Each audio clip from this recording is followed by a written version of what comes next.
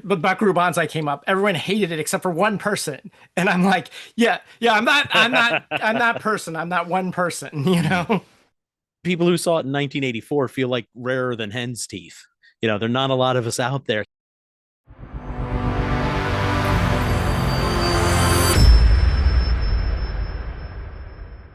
Welcome back to Geek Channel 8.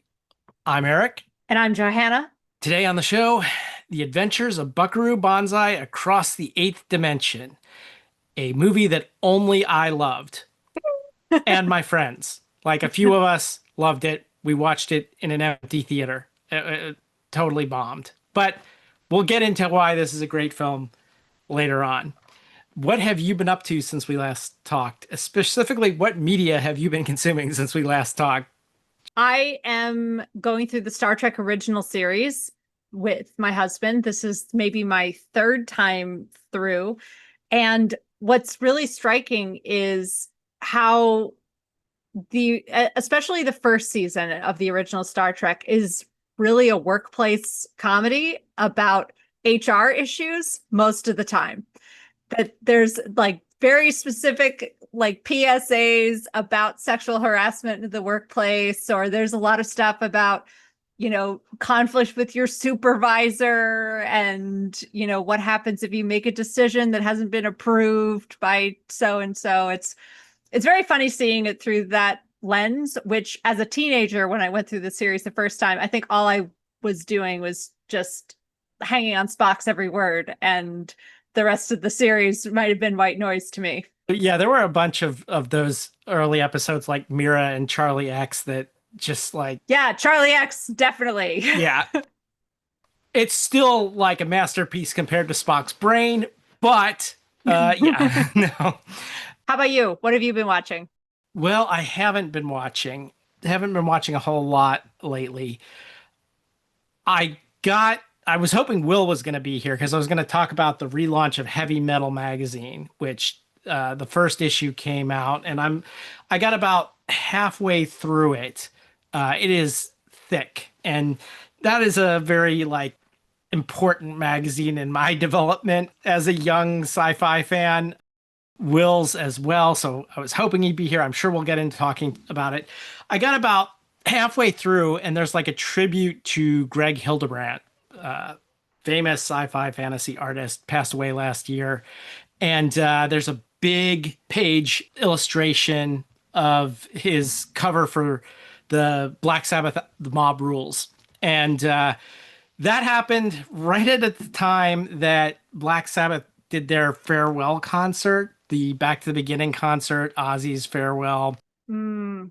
And I couldn't catch it that night because I had a shoot. And then, I started watching it. I got sick. Mm. And I went deaf in one ear, like right when this happens. Oh, no. I'm hoping that it'll come back, but it's been 2 weeks. All of that is a long way to introduce the idea that editing the podcast is taking a very long time with one ear. And so our future output may be slowed down.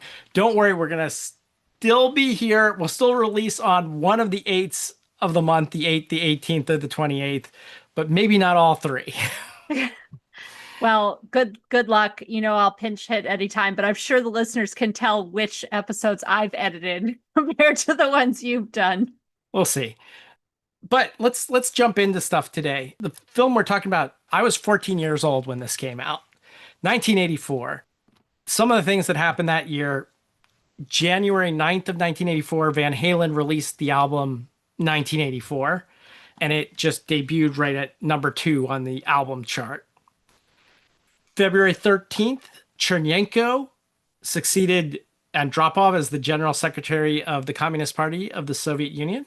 His name really was Andropov, because I thought this was just a joke from Car Talk that like on their list of credits at the end of Pick Up Andropov. So was actually it was a little Andropov before your time, but yes, his name really okay. was Andropov. But he was there for like a year or something. They went through like Brezhnev was there forever, and then they went through all these guys really fast. Okay. They would die after a year. I don't know. Anyway, March 21st, Soviet submarine K-314 collided with the U.S. aircraft carrier, the USS Kitty Hawk in the Sea of Japan. Kitty Hawk was not significantly damaged, but the Soviet submarine needed to be towed back to port. April 1st, Marvin Gaye passed away. He was shot by his father. Very sad. May 13th, an explosion at the Soviet Severomorsk naval base. I hope I'm pronouncing that wrong. Pronunciation is not our thing on this show. Anyway, it destroyed 2/3 of all the missiles stockpiled for the Soviets' northern fleet. And the blast also destroyed workshops that were needed to maintain the missiles, as well as hundreds of technicians. Western military experts called it the worst naval disaster the Soviet Navy has suffered since the Second World War. June 8th, a sudden F5 tornado hit Barneveld, Wisconsin. It killed 9 people, injured 200 more. July 7th, Prince's song When Doves Cry hit #1 on the US charts and stayed there for 5 weeks. August 10th, The Adventures of Buckaroo Banzai Across the Eighth Dimension premiered. Woo! Some of the other movies that you're just so you get an idea of what it was like movie-wise. Splash, Star Trek III, The Search for Spock, Police Academy, Footloose, Romancing the Stone, Gremlins, Beverly Hills Cop, Ghostbusters, Indiana Jones and the Temple of Doom, The Karate Kid. So pretty good year for blockbuster movie type things. Evil! Pure and simple from the 8th dimension! I'm not ready for this. So what? Big deal.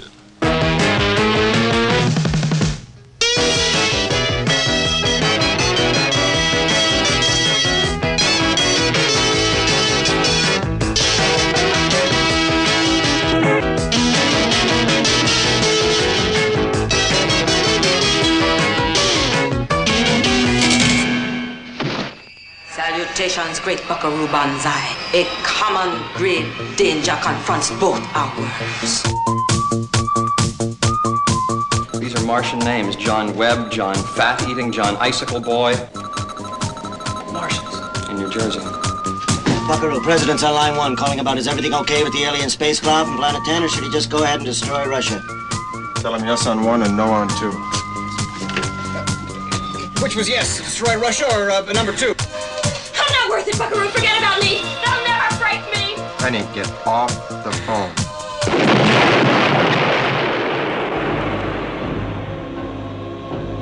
We're giving you a chance to save your planet. I'm out of my missing circuit now!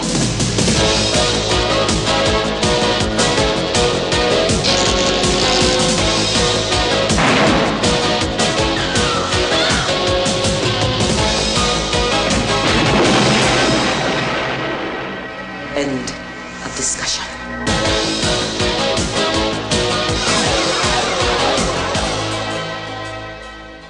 So I was going to provide production notes, but actually I thought it would be better if I phoned a friend.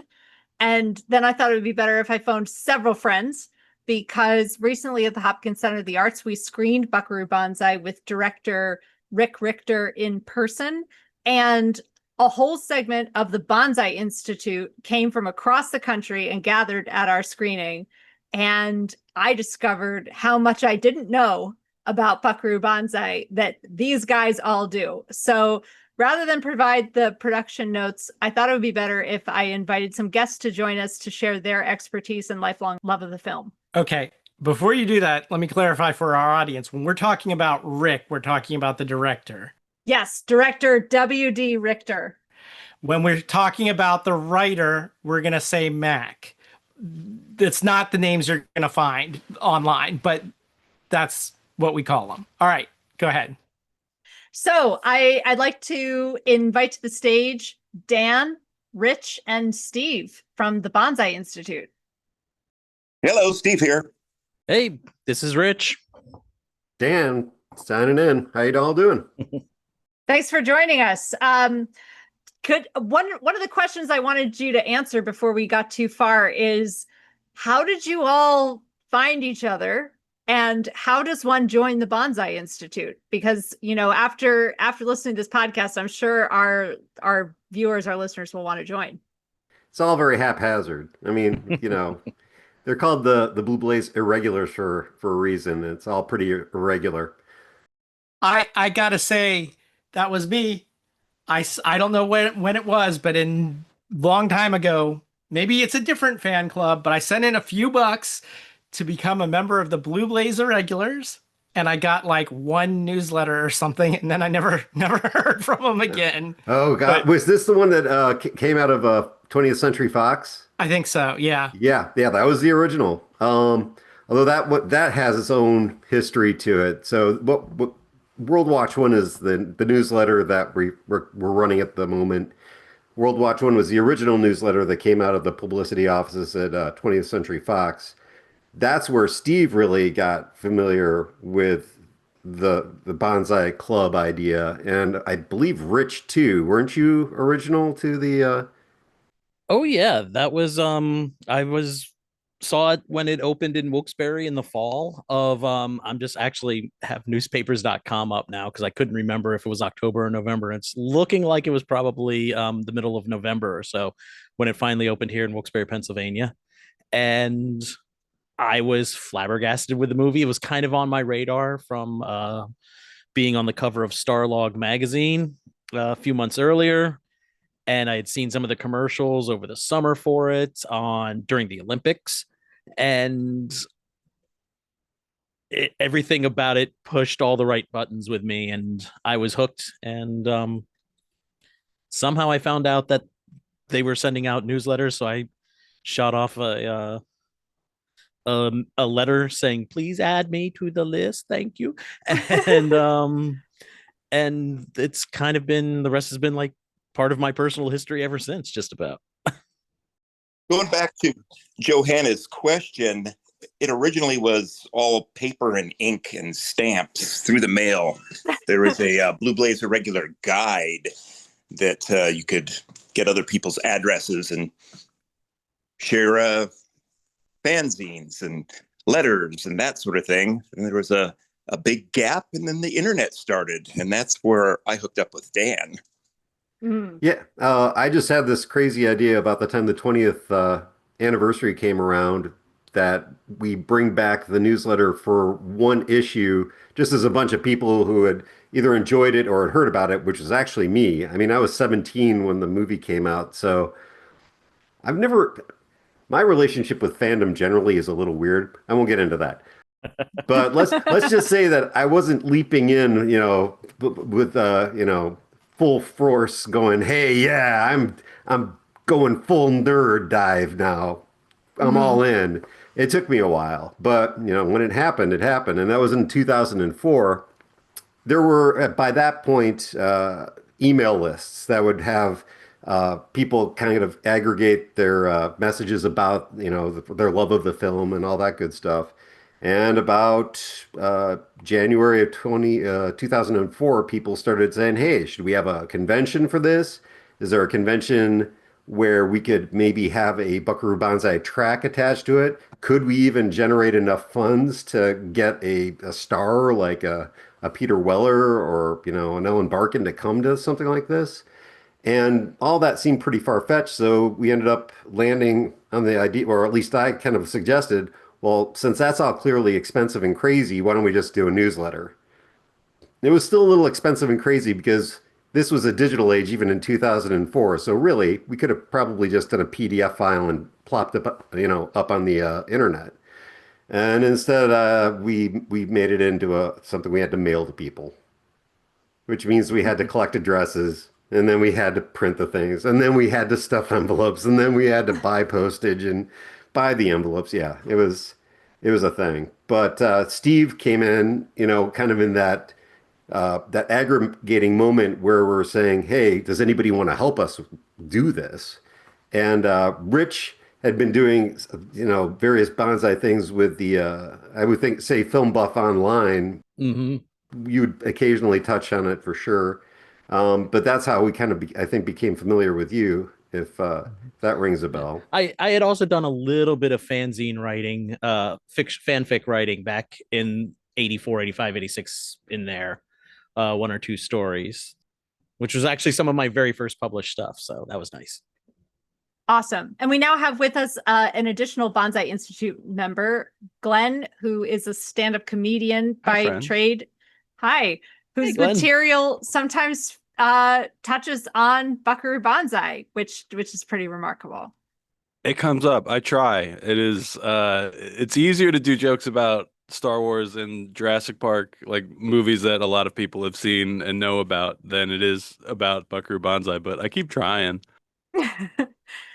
So, before we go to the lobby, I wanted, since this is the production notes segment, I wanted to ask each of you to share one behind the scenes detail about the making of Buckaroo Banzai that you think is awesome that our audiences should know. The question came up at the post-screening Q&A with Rick, whether anybody had ever heard from Orson Welles about how he felt, how he was portrayed in the movie.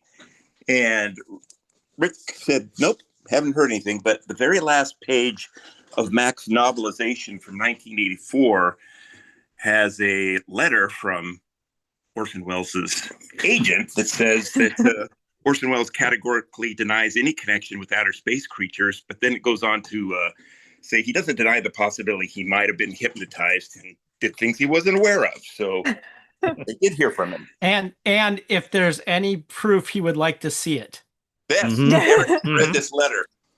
Yeah, I always thought Orson Welles had a really good sense of humor about himself, a playful sense of humor. If you ever seen like F is for Fake, and if he had heard about the twist on the War of the Worlds broadcast that they do in the movie, I think he would have appreciated it and gotten a good chuckle out of it. Well, we really savaged him, didn't we, when we did Casino Royale? Yes. I don't know if people realize that all of the music that Peter Weller plays is actually him on piano, on guitar, and especially because I'm a trumpet player, on that beautiful silver pocket trumpet that he has. That was all supposedly, according to what I recall reading, was it. Unless I've missed something and Dan has seen like some production note or something like that, that it's all a lie and he's about to shatter my illusions, which would be fine, actually. I would never do that to you. Oh, thanks, buddy. Okay, so at a certain point for the book that Sean Murphy and I are writing, and Sean is one of the other Institute adjunct staff. He is not here with us today. He is deep in Europe somewhere. I think he's in Spain at the moment. But leading up to the book, we've been doing a bunch of interviews. And a couple of years ago, I got to interview Mike Fink, who was the visual effects supervisor on the film.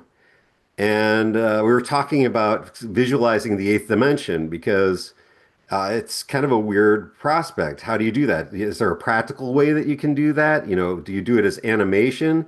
If you do it as animation, that's going to really kind of come across as being animated eighth dimension. Is that really what the look you're going to go for? So he had found this guy who, was a buddy of his in the industry who was also doing visual effects. And he said, hey, we can do some really interesting stuff. I've got access to the electron microscope at whatever institution that the electron microscope happened to be housed. It was like the only one on the western seaboard, but he had access to it, and he was like, I can manipulate the actuators that track the sample in such a way that it looks like you're dipping through, and panning around your visualization of this surface that you're essentially scanning with the electron microscope and in real time. So this guy did some, footage, basically went over to the place after it had closed. It was like 3 o'clock in the morning. No one's around. The janitor's gone home, and he's fussing around with this thing, taking shots to make test footage. And Mike was like, "Oh, that's great. Yeah, we could use that." So the guy goes in the next night and starts shooting more and more. Unfortunately, he's doing a lot of manipulating of these actuators, and they're really not designed for a lot of quick moves and a lot of, repeated use. And he ends up breaking it. Oh no. So he got the footage. Everything turned out okay. But Mike was like, yeah, this is the crazy stuff that people would do in the movies back in those days for visual effects. And Jeez. it's sort of like this guy kind of comes in, head hung low, going, like, yeah, I guess I won't be able to use the electron microscope for a while. Wow. Yeah. That's wild. So that's my favorite so far. I'll go. Mine, I got to ask W.D. Richter after the screening about it because it is one thing that I noticed when watching it that I've not seen anybody else talk about, and I wanted to see if it was on purpose.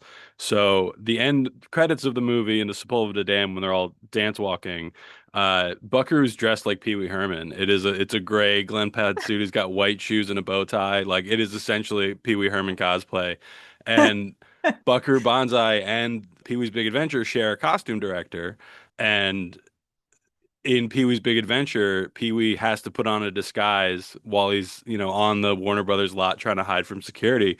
So he dips into a trailer and comes out dressed as a cowboy. He looks an awful lot like New Jersey. He's got I think it's the same actual shirt, the big weird V buttons. He's got the big hat, the bandana over his face, I forget what they're called. Like pants, but the chaps. Caps, that's what I was looking for. Yeah, it's like and I'm like, the Pee Wee character came before The Adventures of Buckaroo Banzai, but the movie Pee Wee's Big Adventure came after, and it's the same costume designer on both. So it's like, is she just a fan when she's doing Buckaroo's outfit? She's like, what if we just throw a little Pee Wee Herman on him? And then when she's doing the Pee Wee movie, she's like, oh, I should dress Pee Wee like one of the Hong Kong Cavaliers. But he didn't know the answer, and I've not heard anything official, but feels pretty on purpose. Or she just really loves that shirt. I don't know. I'm not that familiar with her other work. Maybe it just shows up in everything. Maybe it's a budget question more than an artistic question. Like these are the shirts, guys. Pick one. Well, I'll tell you that dried riverbed area shows up in everything. Like that was in Grease, Terminator 2, Repo Man, which I love. The tunnel that he drives the motorcycle through and then drives in a little circle before loosening the bow tie. I was watching Barton Fink the other night, and it's in the same tunnel is in there. And then I posted about it, and a couple people have brought up other things that tunnel is in. It is apparently the entrance to Toontown in Roger Rabbit. Rich looks disappointed that he didn't get to interject that fact. Not that I'm going to admit to it, but maybe when I was at right outside of Griffith Observatory where the tunnel is, I may have sung Smile Darn You Smile while I drove through the tunnel. Nice. So the only other production note I'm going to add is that this collaboration between director W.D. Richter and screenwriter Mac Rausch, they were both Dartmouth alums and knew each other. Not that they were like classmates and friends at Dartmouth, but got to know each other through the Dartmouth network, and that Mac really, couldn't stop thinking about this project and eventually brought W.D. Richter on board. And so we were happy to present the film as part of the Dartmouth Film Society's 75th anniversary, and just so happy that it was an occasion to bring all of you together as well. And thanks for that. That was a lot of fun. Thank you for doing that. It was a great evening. Absolutely. Let's all go to the lobby. Let's all go to the lobby. Let's all go to the lobby to get ourselves a treat. Okay, so normally we start with a snack and the history behind this is this podcast started during the pandemic, and so everybody was stuck at home. So we would be eating and drinking things while watching movies that we normally wouldn't get to do. Now, I recently watched this in the theater, so I did not have drinks or snacks with me. Who sent me the list of suggestions? That would be me, Eric. Steve. Okay, Steve.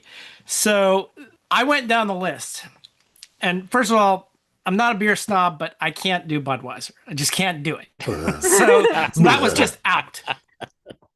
Then I thought, okay, we'll try this Buckaroo Banzai branded beer.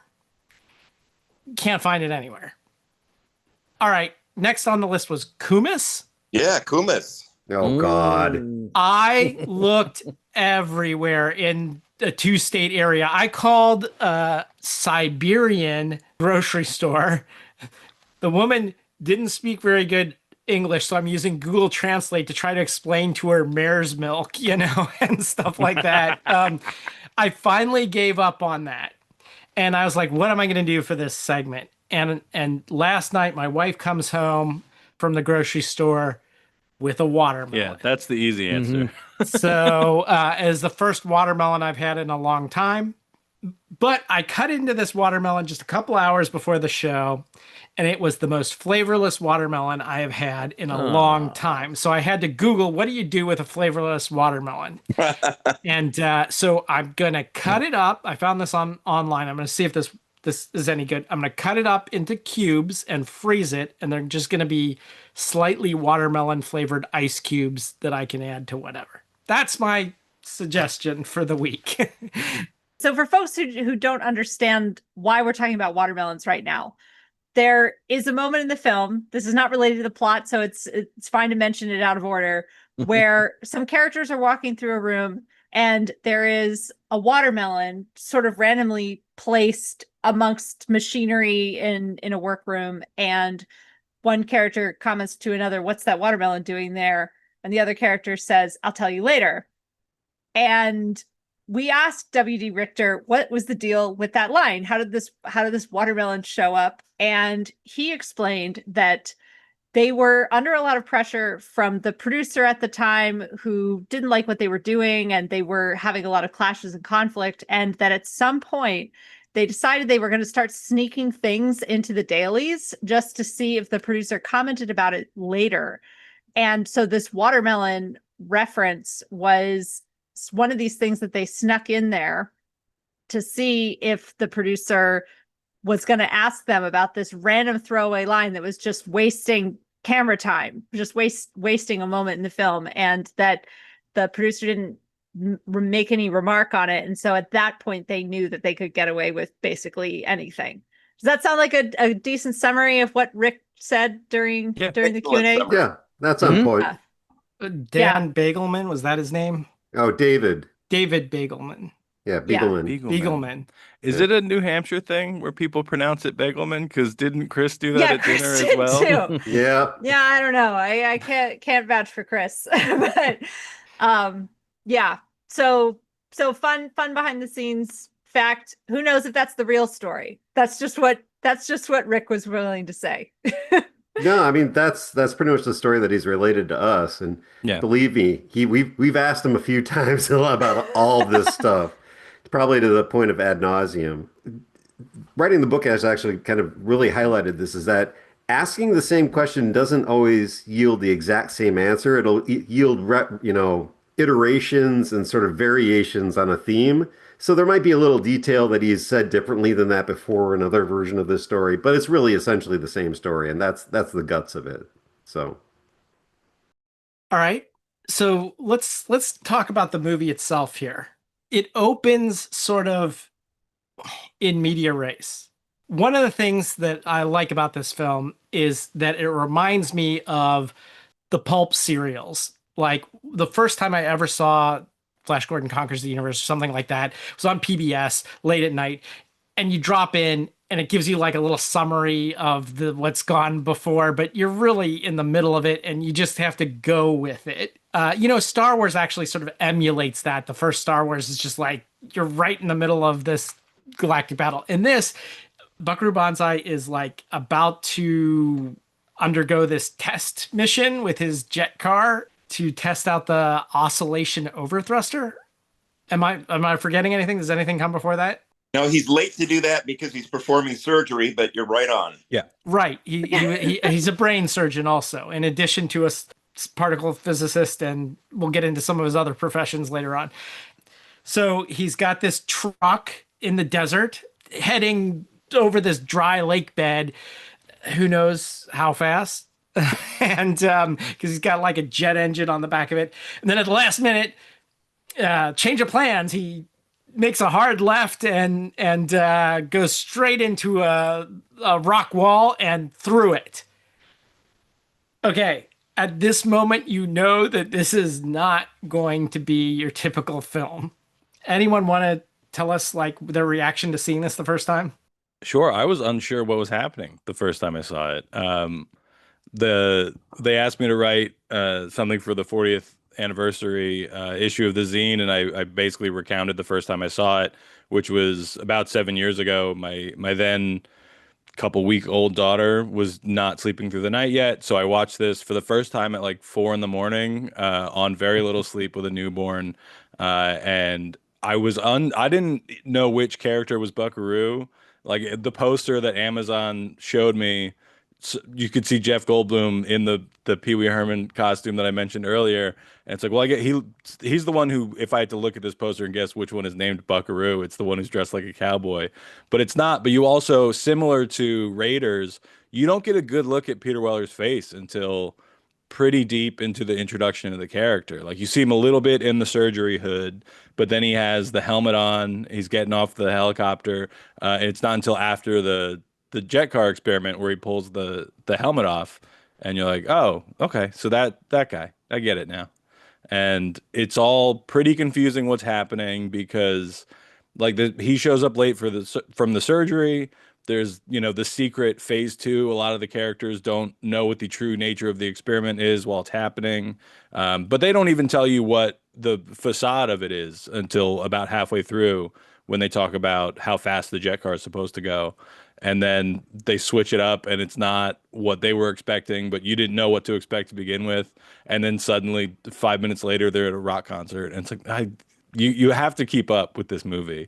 It is not going to stop and explain anything to you, which is what I love about it. Yeah, definitely. That is what I like about it too. You gotta go with it. It's just like you can't stop to think too much about any one part of it because it like from there it flashes back to the 30s and Emilio Lizardo's experiments, and so you can tell that it's the same thing as the jet car, that the oscillation overthruster is like part of this, but how one is connected to the other is totally lost. I didn't figure that out until a good halfway through the film, you know? Yeah, it takes a while to figure out. I was going to say, someone at the screening put a really an interesting spin on how you connect with this film, and basically said that it's not about connecting with it rationally. It's like it's really about kind of getting in tune with the attitude of the film, the vibe of the film. There's a very specific sort of like, and I think that that breakneck pace is part of it. Everything is very cool and easy on the eyes to kind of scan, but at the same time, you've really got to be in tune with the idea of what's going on more than the actual plotting of what's going on in order to kind of get it. So you got to have a sort of sympathetic attitude to the film itself to really kind of follow it, or like in a lot of people's cases, is to get through it the first time and still want to follow it a second time because you know there's something there, but it was just so chaotic you just weren't sure until you got to sink your teeth into it a second time. I'll agree with Dan. I didn't understand everything that was happening the first time, but I knew I loved everything that was happening the first time I saw it. So that was good enough for me. I just like the aspect that it's dropping you into this incredibly realized alternate world where Buckaroo and his band of scientists also have a rock band on the side, and there's comic books about them. And even when you start reading like the novelization that Mac wrote, there's other adventures that are mentioned, and Perfect Tommy meeting with a Senate subcommittee on Russian nuclear disarmament and all sorts of interesting things like that. That I was just like, wow, it's like so much is going on here, and it's all just like a little bit right out of reach on the edge of your eyesight of your imaginary periphery, what have you. I just love that because it just seemed to suggest so many options, so many viable things out there that could be done. And even just Buckaroo being a polymath in terms of so many different professions that he's proficient at, and he pulled together some friends who are all similarly inclined. When you're 15 years old and a sophomore in high school, and you have your parents, your teachers, your guidance counselor all telling you you got to pick out what you're going to be doing for the rest of your life in the next 6 months. Having a movie where they say, oh, you can do anything you want, it's okay, you don't have to pick just that one thing, that one path to walk, was I thought was really spoke to me. I was a really powerful message at that time. I'd agree with that.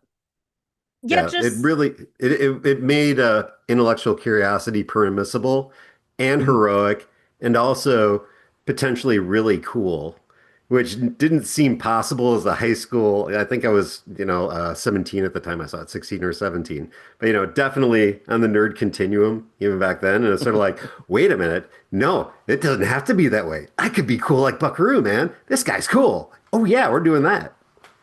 Yeah, just to the point, like about, the world building is kind of on the periphery of this film, that you're sort of tricked into thinking that it's our world, but also it's like a version of the US where someone like Buckaroo Banzai could be Superman level famous and like everywhere and everyone's hero, and he's a total nerd, like total nerd, and that there's something wonderful that that's suggesting about the kind of world that's possible. And the politics, like all of the scenes with the president and sort of like what's going on with Russia, like it's great that you're also thrown into that, and that it's clearly familiar and unfamiliar at the same time, about like there's a Cold War thing going on and people in 1984 would have recognized that, but there's also something about the rules of how the politics operate that seems unfamiliar and therefore kind of fun. Mm-hmm. Yeah, when looking at what Booker, the multifacets of the character, I always kind of explain it as you took Albert Einstein and adamant, you stuck him in Jeff Goldblum's teleporter, and you and you have an accident, and you get Buckaroo Banzai. I heard the interview with Rick the other day, and he said there's Doc Savage had no influence on this. I'd like to hear it from Mac though, because this seems straight up Doc Savage and his team. It's definitely that kind of pulp hero who did everything. Even Indiana Jones has a little bit of that. He's an archaeologist, and he's like an expert of the bullwhip. And one of the things I really like about Mac's writing is this idea that you are entering into a universe that's been ongoing for a while, and it has its own sort of reality. Like, just a little example for me is whenever you read reviews for this movie or anything like that, they always talk about the bug-eyed aliens, of course, talking about the Lectroids.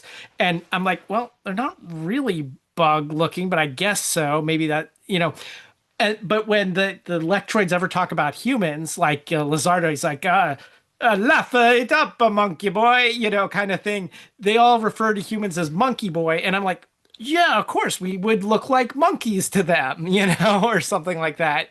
It's just little things like that that really like connect for me. And of course, Buckaroo was super cool. So it's like when he said, wherever you go, there you are, like that just became a thing that everybody said.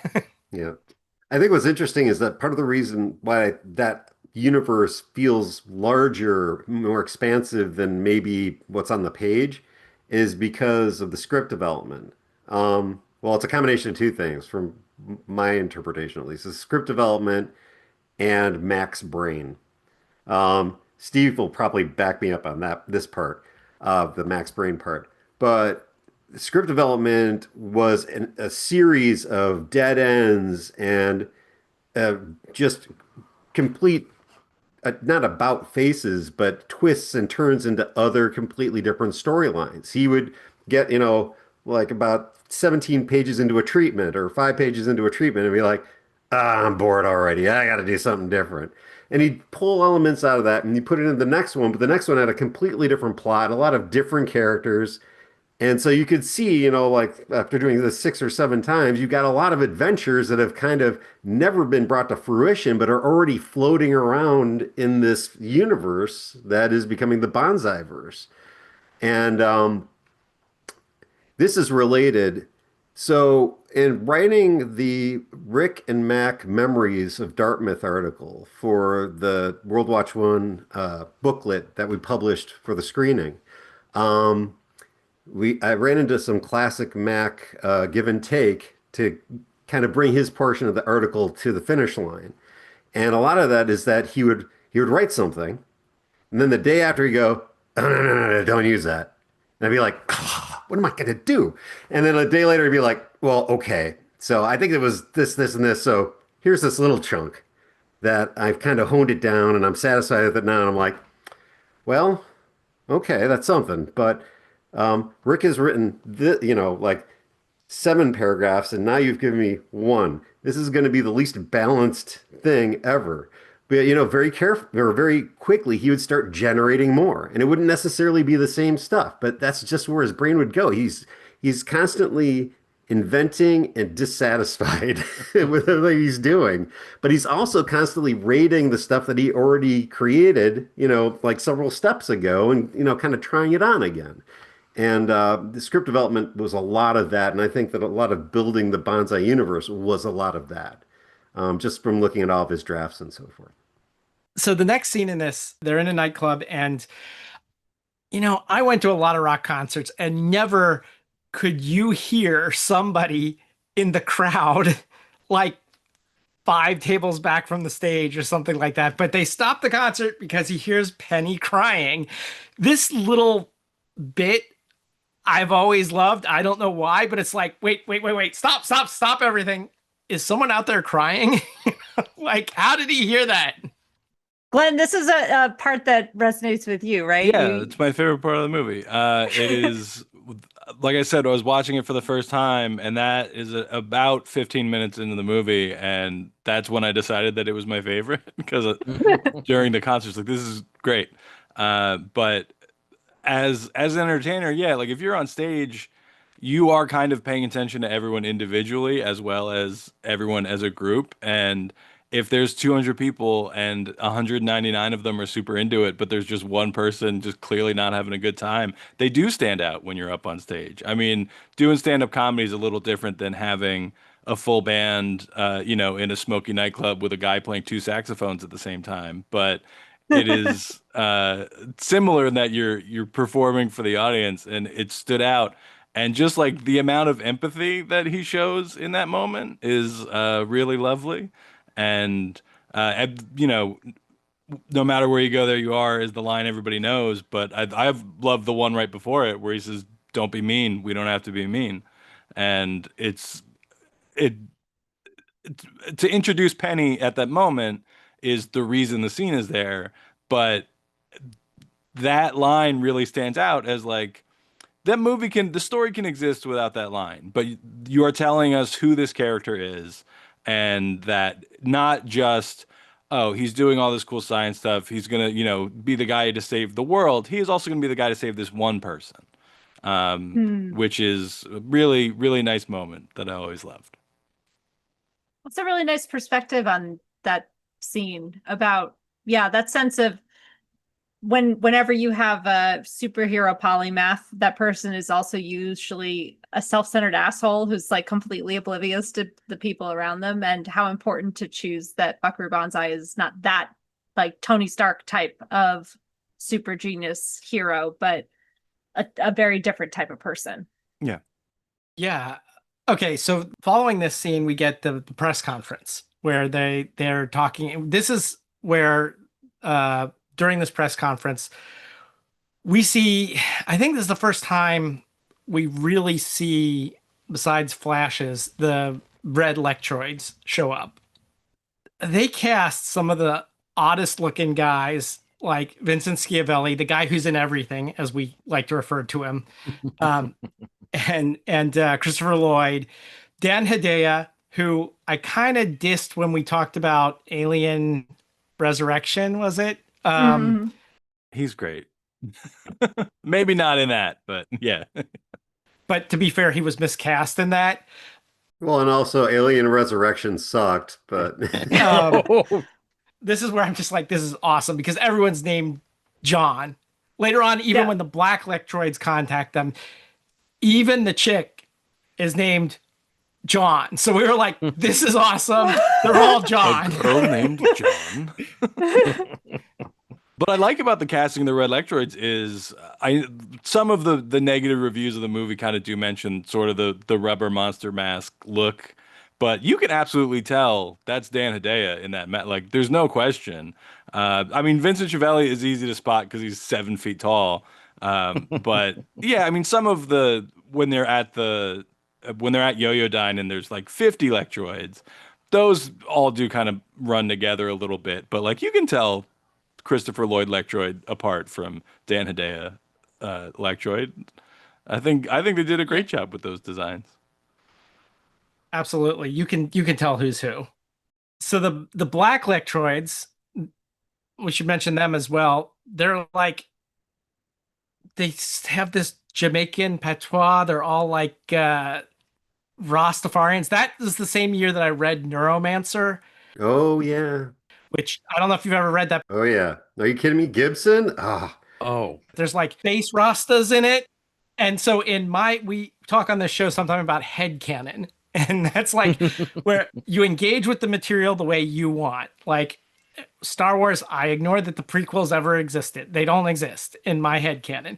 In this, the black Electroids are the space Rastas. You know, in my headcanon, John Big Booty survives this, goes into hiding in Middle America as Doc Brown, tries to recreate the overthruster, and ends up creating a time machine.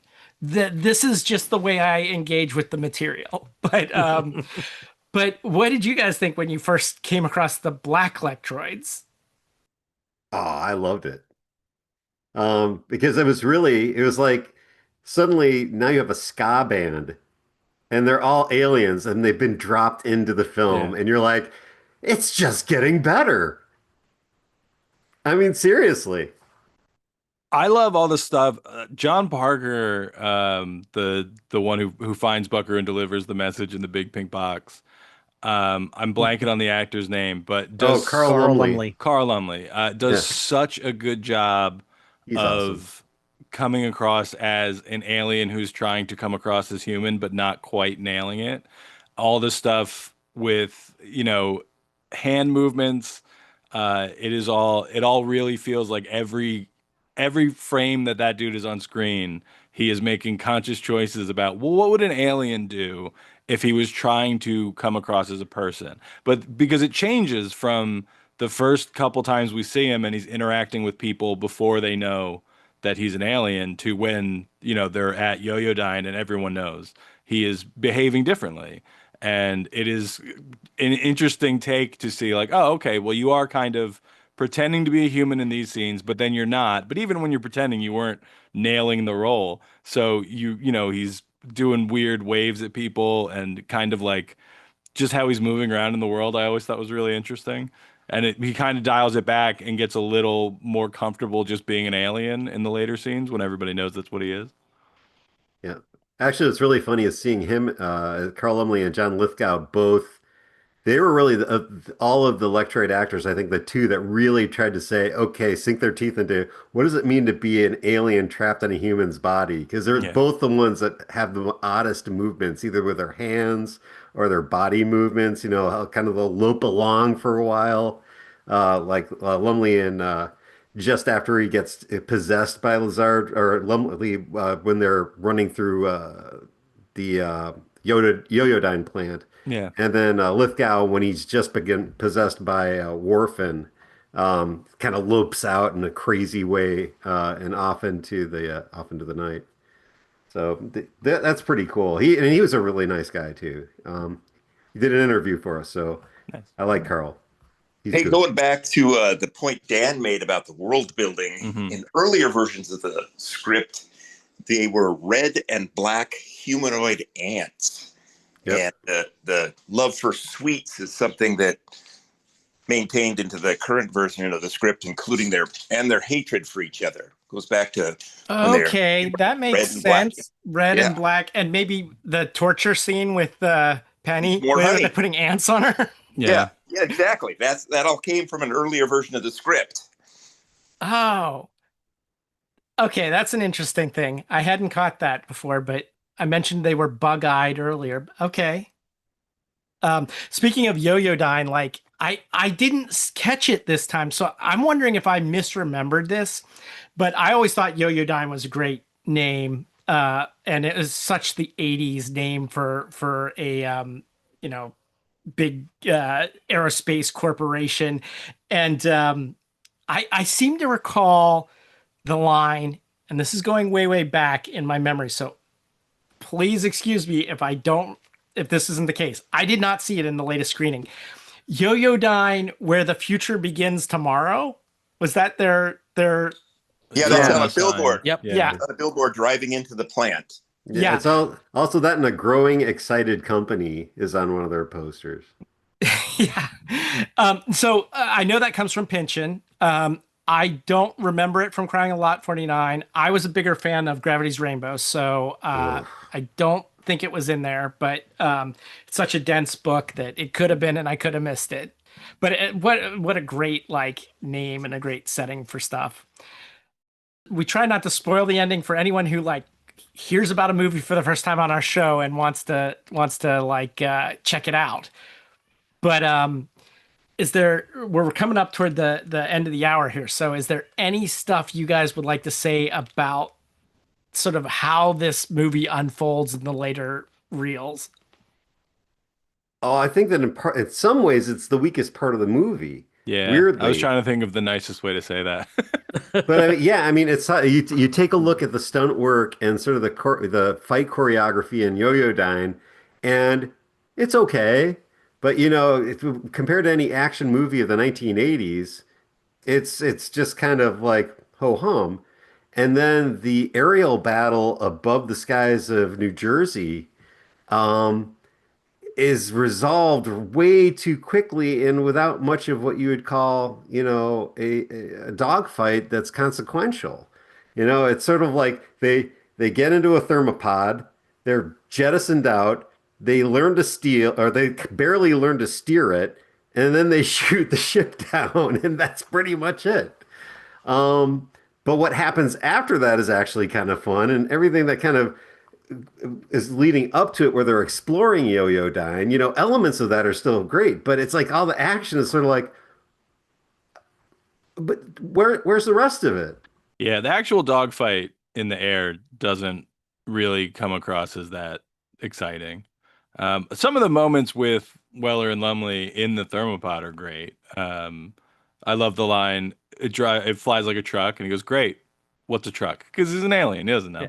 Yeah. And it's stuff like that there's so many funny lines in the movie. I always push back when people refer to it as like a comedy or a parody of sci-fi. I was like, no, I don't think there's parts of it that are very funny, but I think the sci-fi and action of it all is played very straight. It is just also sometimes someone will say the funniest thing you've heard in a movie in a while, like when Peter Weller tells Penny to get off the phone. Well, I like when John Big Booty just finally freaks out about them calling him Big Booty for the whole movie. He's like, Booty, Booty. Yeah. I do think though the model work in the finale is lovely. Oh, all it's the delightful. ships were built by Greg Jean. The ship designs are great. They look rad. Yeah. And yeah, they're fantastic. They're like nothing else you've seen. They're like literally like grown, organic looking ships. And even the model work of the black Lectroid cruiser not passing into the eighth dimension, but like smashing out of the warehouse wall. That's It's so great. Yeah. Maybe it's because I'm of that age that I just grew up watching a lot of, great physical model work and effect work like that. It's just like, nah, you could do this with computers, but I don't think it would look as cool. Yeah. No. Okay.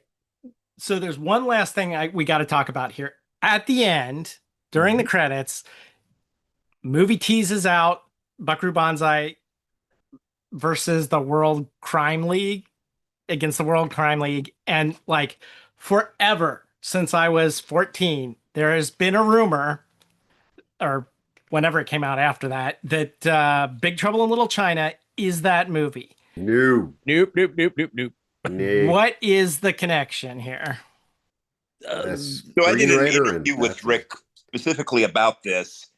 And, in some ways it kind of makes sense if you consider the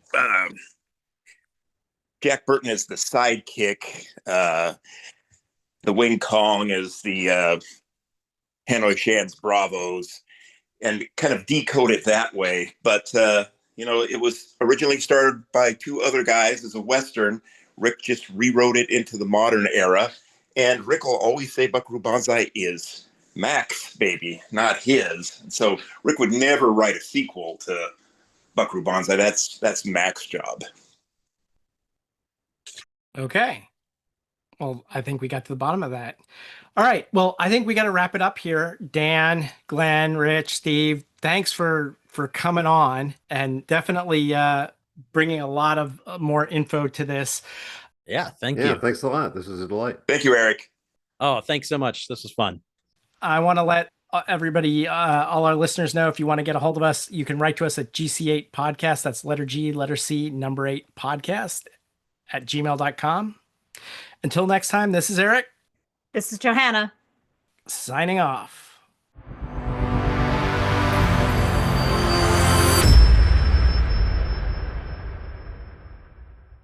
And you guys were so great bringing the name tags that said, "Hello, my name is John" for the folks. Not us. That right? was that wasn't you. Fan. No. That was somebody else at the screening. Brought name tags that said, "Hello, my name is John." I forget which one I left with, but I was hoping for John Smallberries because that's the goofiest name out of them.